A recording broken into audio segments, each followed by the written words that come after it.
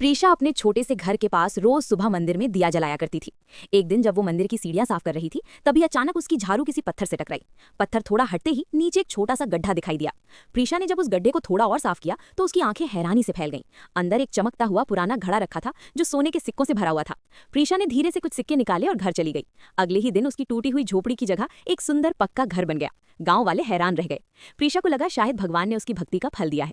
अगले दिन वो फिर मंदिर के पास गई और इस बार थोड़ा और सोना लेकर आई। उसने अपने घर के साथ साथ गरीब पड़ोसियों की भी मदद करना शुरू कर दिया। गांव में पहली बार किसी के घर में खुशियां आने लगी।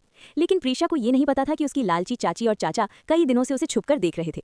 तीसरे दिन जब प्रीशा फिर उस घड़े के पास पहुंची, तभी पीछे से उसके चाचा ने उसे जोर से धक्का दे दिया। प्रीशा गिर पड़ी।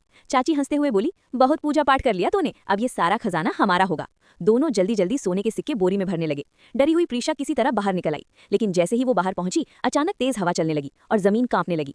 वो जादुई घड़ा सिर्फ नेक दिल इंसानों के लिए था, लालचियों के लिए नहीं। देखते ही देखते वो गड्ढा बंद होने लगा। प्रीशा चिल्लाई, चाचा बाहर आ जाइए, लेकिन लालच में अंधे दोनों को कुछ सुनाई नहीं दिया।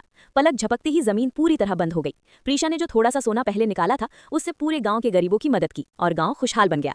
लेकिन लालच करने वाले चाचा चाची उसी खजाने के साथ हमेशा के लिए जमीन के नीचे दफन हो गए। दयालु